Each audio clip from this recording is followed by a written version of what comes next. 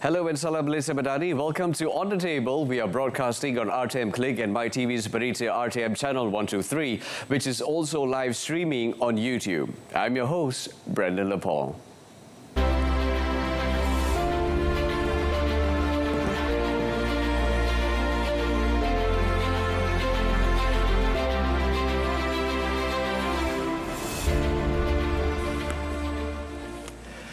And welcome to the On Table once again. And the 46th ASEAN Summit concluded on Tuesday in Kuala Lumpur after a series of high-level engagements aimed at reinforcing regional cooperation and strategic partnerships.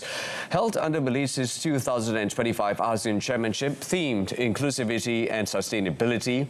Now, the two-day summit included the second ASEAN Gulf Cooperation Council GCC Summit, the inaugural ASEAN GCC China Summit, and the 16th Indonesia-Malaysia-Thailand Growth Triangle IMTGT Summit.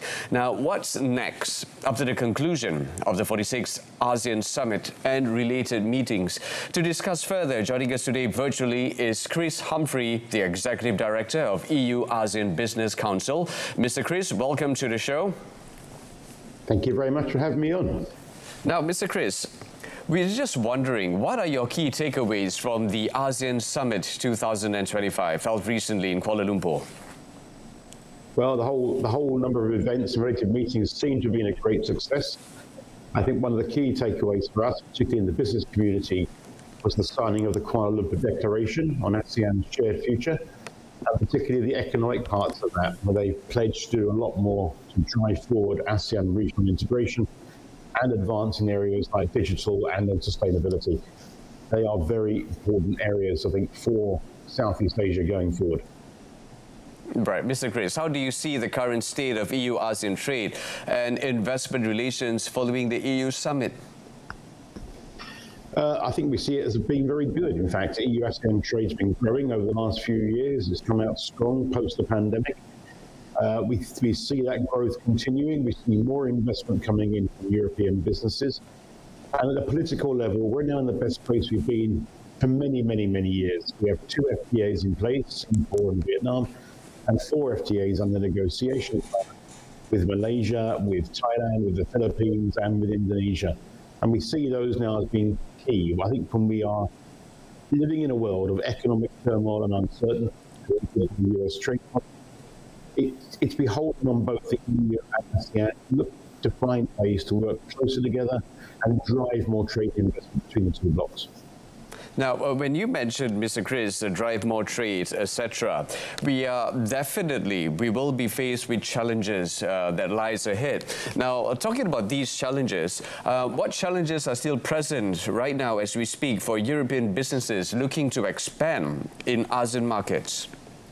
Well, I'm afraid European businesses are operating in a bit of a disadvantage compared to their peers, say from India or Korea or Japan in particular, because of the lack of free trade agreements. So we need those existing negotiations to be accelerated and got over the line very, very quickly.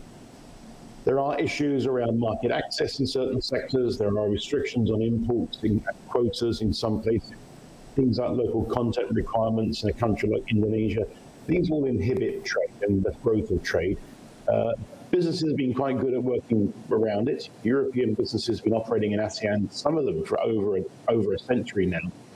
So we're not just foreigners here, we are actually well invested into local communities, into the countries. And I think that really does help us meet when we come to do business, meet as friends. Mr. Chris, now are there steps taken in addressing these challenges with regards to Business Council? How are they moving forward, creating the pathway to ensure that their vision and their strategy is not compromised with regards to the summit that was held, and of course various strategies as well being put on the table? Well, as a Business Council here, we're here to support our members, European industry. Part of our remit is to engage with governments across the region and try and remove some of those barriers to trade and barriers to investment that we see. So we act as a focal point for European industry. We go there and we advocate on behalf of all our members. I must say, I think ASEAN is increasingly opening up. It sees the need to do more with other people. And the US trade policy at the moment is actually helping in that regard. They see Europe, I think, as a friend, and Europe increasingly sees ASEAN as a place it needs to do things with. making sure we have the access for investment and for trade requires an effort, not just on behalf of the private sector, it requires an effort on behalf of governments and indeed from the European Commission. Right. And for those who are just joining us right now, welcome to On the Table. We are talking to Mr. Chris Humphrey, the post-46 ASEAN Summit that was held recently in Kuala Lumpur. We are here to get Mr. Chris takeaways with regards to those summit and other related meetings. Now, Mr. Chris Humphrey, the Prime Minister, Dr. Sri Anwar Ibrahim, pledged Malaysia to give focus and high commitment towards making ASEAN as a competitive digital hub. Now, how do you think the EU and ASEAN can collaborate better in this area? And do you think, in your own words, is it achievable or on the contrary? That's a very good question. ASEAN is currently working on its digital economy framework agreement. That will be a very ambitious and legally binding agreement amongst the 10 member states, and it will govern all aspects of digital economy going forward, not just e-commerce, but data flows, data governance, data localization, electronic trading, consumer protection, etc., as well as emerging technologies. That will be a key document, and we have to wait and see how that looks when it comes out. Hopefully we'll get a better idea by the end of this year. But we have to also look at it. ASEAN is a growth area for digital businessing, digital trade. It's looking like becoming a substantial part of the ASEAN economy going forward, looking at a near doubling of electronic trade, e-commerce over the next decade in the region. We can't ignore it. ASEAN also has a great population, very, very tech-savvy, a high number of digital unicorns in the region as well. So you're asking me, what can Europe do to support? I think actually one of my questions would be, what can ASEAN do to support Europe in its own digital development? Because in many respects, I think we're more advanced here in Southeast Asia than Europe is. But there are things that Europe's done and helped with. They've helped with contractual model clauses development in Southeast Asia. They're exchanging information about artificial intelligence, and indeed, I think there's a summit planned for that in August between the EU and ASEAN. But I think there are areas that both sides could help each other. Europe just needs to ask ASEAN, what help and assistance would you like from us?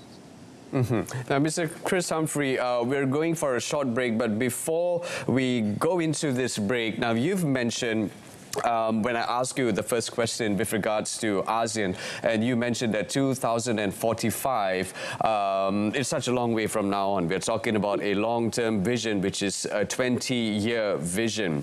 And ASEAN Secretary General Dr. Kao Kim Hon has mentioned that this is actually a very bold move, but he welcomed this initiative and this vision. We just want to get your key takeaways of this long vision about 20 years. What do you think about this, Mr. Chris? Well, I think the first thing to say, it's a 20-year vision on the physical security and cultural social parts of the ASEAN community. It's a 5-year vision for the economic side, and I think that is an incredibly sensible approach. In the past, we've had 10-year visions, and they're very, very hard to maintain. And trying to get to 10 years, what you started off thinking the world would look like looks very, very different in economic issues. I think you see currently the economic turmoil we're facing, things can change very, very rapidly. They certainly change rapidly in the digital space. So a 5-year vision for the economic pillar is very, very sensible. And if you look inside the details of the Kuala Lumpur Declaration, there are things in there that ASEAN is really pushing for. More intra-ASEAN trade, more advancements on digital, more advancements on circular economy. And these are things I think that everyone would really, really welcome. The 20-year vision for political security, for cultural, social, I think that is also sensible and sane. ASEAN was founded as a political security body. I think if we look ahead on a 20-year vision, we want to maintain peace and unity within the region, and I think that's sensible. Thank you. Thank you, Mr. Chris. Now, it's time to take a short break, and when we come back, there's more to discuss right after this. This is On the Table.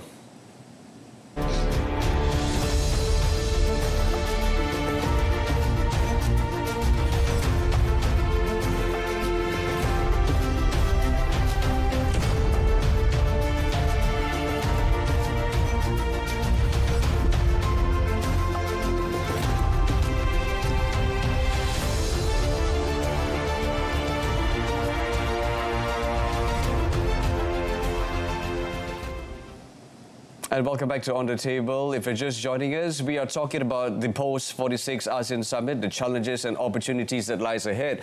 Now, we are also speaking to Chris Humphrey, the Executive Director of EU-ASEAN Business Council, on the post-46 ASEAN Summit, opportunities and also challenges, highlighting these elements. Now, Mr. Chris, ASEAN recently unveiled a new 5-year strategic plan aiming to deepen economic integration among its 10 member nations. Now, how might this plan influence the EU-ASEAN trade relations? Well, at the Council, we've been pressing for many, many years for acceleration of ASEAN's regional economic integration. Anything that helps the movement of services and goods around the region will benefit any business operating in Southeast Asia, and that includes European industry. I think more importantly, it would make the region even more attractive for future investments. If you can be assembling a product in one ASEAN country, drawing your supply chain from across the ASEAN region, and therefore moving your goods through the supply chain much easier and smoother, that makes the region even more attractive. But I should say, the fundamentals of ASEAN's growth story remain strong and have been strong for a number of years. We have growing economies, we have growing rates of urbanization, growing middle class, relatively well and high educated populations, critical raw materials as well. All of these make ASEAN very attractive. If we can just remove some of those internal barriers to trade, get customs procedures to be operating more seamlessly without the burdensome bureaucracy we currently face, then I think that puts ASEAN in an extremely strong position going forward, and European businesses will want to come here and they'll want to thrive with the region. Mr. Chris, will there be any other forms of opportunity?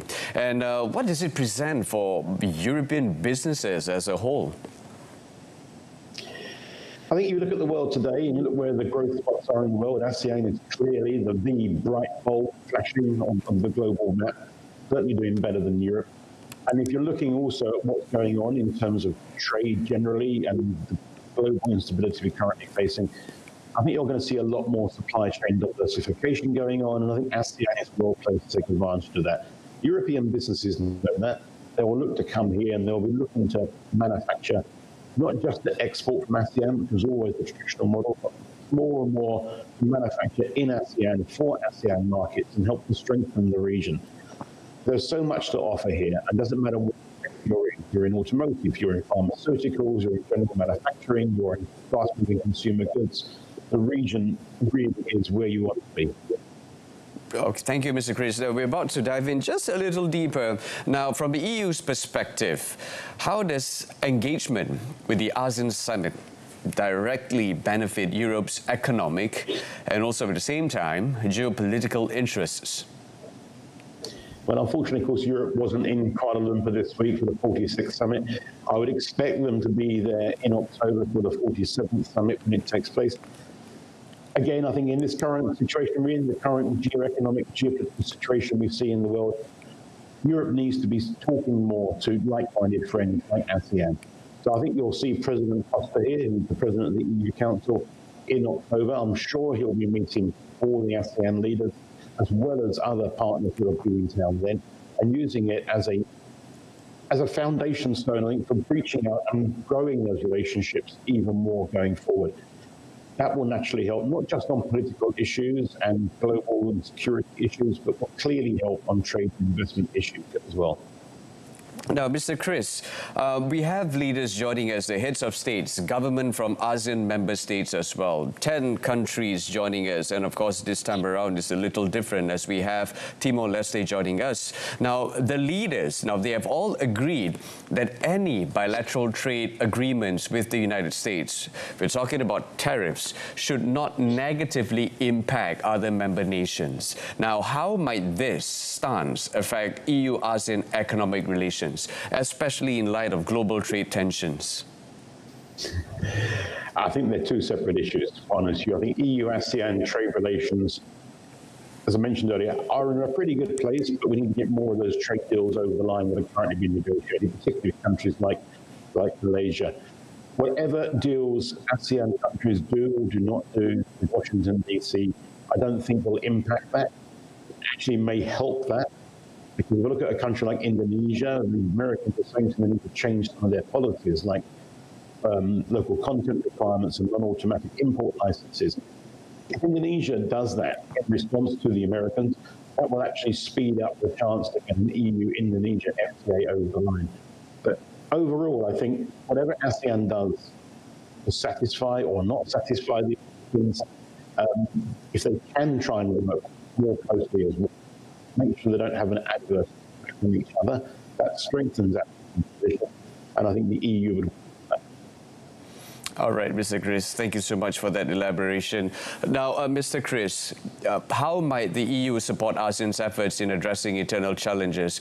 First and foremost, the ASEAN declarations, one of the aims and purposes we are talking about is supporting each other with regards to the regional bloc in addressing challenges, so on and so forth. But when it comes to addressing internal challenges, such as the ongoing crisis in Myanmar, to promote peace and stability in the region, my question to you would be, how might the EU support ASEAN's efforts in realizing this ambition? Well, I think the first thing to say, the EU is a significant contributor to ASEAN in terms of aid and development opportunities and projects. Do a lot of work to support ASEAN regional economic integration. We also do a lot of work on both the social and cultural side in terms of education exchanges and support, and on political security. A lot of support, for instance, on tackling transnational crime coming from the EU. So the EU is providing a lot of support already for ASEAN at the request of the ASEAN bloc.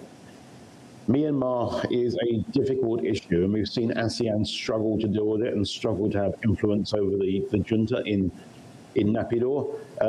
The EU has put in place a range of sanctions. I think the only way that the situation in Myanmar can be improved by a collective international response that would have to involve ASEAN, it would have to involve the EU, it would have to involve the Americans, it would have to involve the Indians and a whole range of other partners.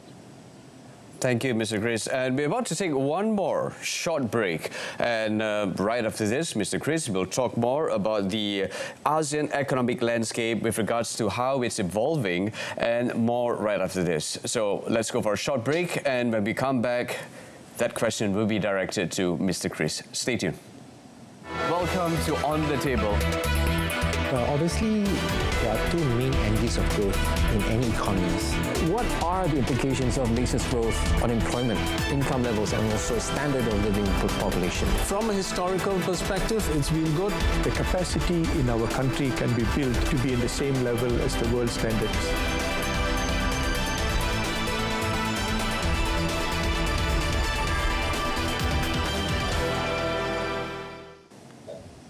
And welcome back to On the Table. We're talking to Mr. Chris Humphrey, post-ASEAN 46th Asean Summit, opportunities and also challenges. We are about to highlight that. Now, Mr. Chris, welcome back. Now, how can European businesses best position themselves with regards to engaging with the evolving ASEAN economic landscape?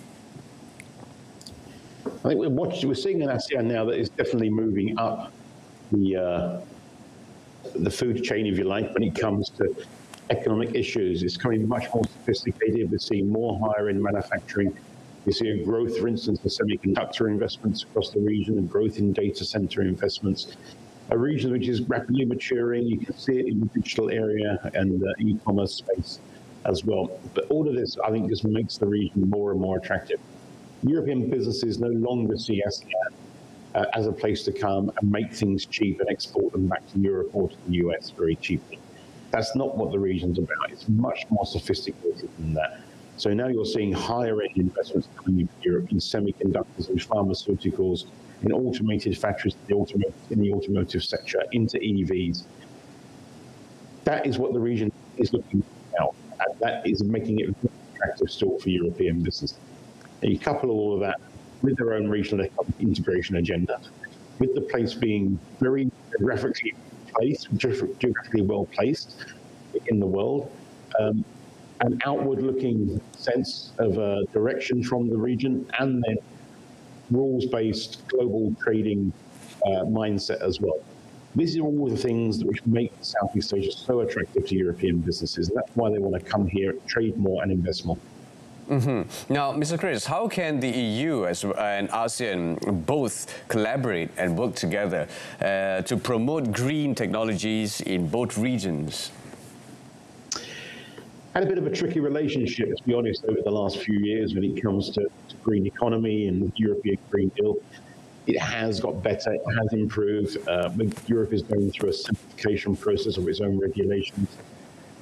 There needs to be more dialogue at a political level between the EU and ASEAN on green technology, on climate action, more understanding, more mutual support for each other as well.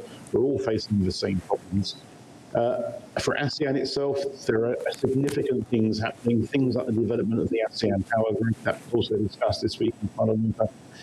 That presents opportunities for European businesses. Europe, after all, is the only continent that has a proper power grid, linking together all of the countries, exchanging electrical power, having the physical connections, having the legal agreements, and the payment systems in place. It's an area where Europe can certainly help, support, and advise ASEAN on. And I think that then creates business opportunities as well. Okay, Mr. Chris. Coming back to the one of the initiative and one of the movements and engagement by Prime Minister, the Most Honourable Dato Sri Anwar Ibrahim. Now, he penned out a letter to US President Donald Trump requesting a meeting with the ASEAN Summit. In your own views, do you think this will bear fruit at the end of the day? The United States has been a long-standing dialogue partner of ASEAN and has always been invited to the ASEAN Summit that normally happens in September, October timeframe. It's no surprise that they're inviting Donald Trump to come to that summit towards the end of the year. I would hope that he does come. If you look back at his first administration, he went to the Philippines in 2017 for the ASEAN Summit there, but he didn't attend another one after that. We'll have to see what his view is. I think ASEAN trying to negotiate with the US as a single bloc is going to be very difficult. Actually, probably would not suit the interests of the Trump administration. They would rather go for a divide and rule approach. You see that in their approach on everything they deal with globally, not just trade issues. We'll have to wait and see. It's a bold move by Prime Minister Anwar, but it's not an unexpected move because the US normally turns up to the second ASEAN Summit each year. All right, Mr. Chris, thank you. And finally, before we go, let's come back to the EU-ASEAN business. What role can the EU-ASEAN businesses play, and of course with regards to the Council, in facilitating partnership when it comes to focusing on sustainability and digital transformation? We're a convening organisation. We bring governments and businesses together on both sides. And that's what we will continue to do. We're hoping to run a business summit indeed in September alongside the ASEAN Economic Ministers meetings in KL. And at that summit, our focus will be on sustainability and it will be on digital economy. There are two important areas for both the EU and for ASEAN, but also for our members. So on the sustainability side, we'll be talking about how we can grow work on climate action, how we can green supply chains, and how we can also make sure we're looking after our workers and our customers at the same time. And on the digital side, we'll talk about how we can forge partnerships, public-private partnerships between European businesses and governments in Southeast Asia, help drive forward the digital economy even more and help make sure there's continuous transfer going on. That's what we will try and do. That's what we're living at the Business Council, and we very much look forward to. Thank you, Mr. Chris. Few more questions before you go, because we totally enjoy your elaboration based on all your POVs with regards to the ASEAN Summit and the key takeaways. Mr. Chris Humphrey, in all honesty, when it comes to all this summit and meetings, what are your hopes and aspirations? What are you really most looking at in order for a regional bloc to continue growing, to really highlight the sustainability approach by all nations with regards to the regional bloc, that they are putting all these strategies on the table? That's a huge question. Thanks for that. I think what we would hope for is that ASEAN achieves its full potential and seizes the opportunities before it. And that does mean, and I think as the leaders noted this week, particularly Prime Minister Anwar, that means we really do have to drive forward on ASEAN regional integration. We need to make sure we are trading more with each other, because that helps insulate each other against external economic shocks like we've been seeing recently. The region has so much promise. You're never going to be a European Union, nor do you aspire to be, nor should you aspire to be. You can do much more collectively for your common good. As I've said frequently at various ASEAN meetings that I attend, 10 to the power of 10 is a much larger number than the sum of 10 ones. And I think ASEAN needs to bear that in mind. We need to start making sure we are working for the greater collective good of the region. All right, Chris, this is the final question, sir. Now, with ASEAN engaging with the GCC on its second ASEAN GCC Summit in Kuala Lumpur, how does the EU view these developments? And let's talk about its strategies. What strategies might the EU adopt to strengthen its ties with ASEAN? I think ASEAN engaging with the GCC and then having the ASEAN GCC China Summit was a very clever move. If I was the chairman of ASEAN at the moment, I would be doing exactly what Prime Minister Anwar is doing and what the whole of the ASEAN bloc is doing, which is doing more outreach to more partners and forming new relationships and looking to develop more trade and investment and political ties. We live in a world where you need as many friends around you as you can get, and you need to hedge your bets a bit with your existing friends as well. So I think that's a very, very smart move.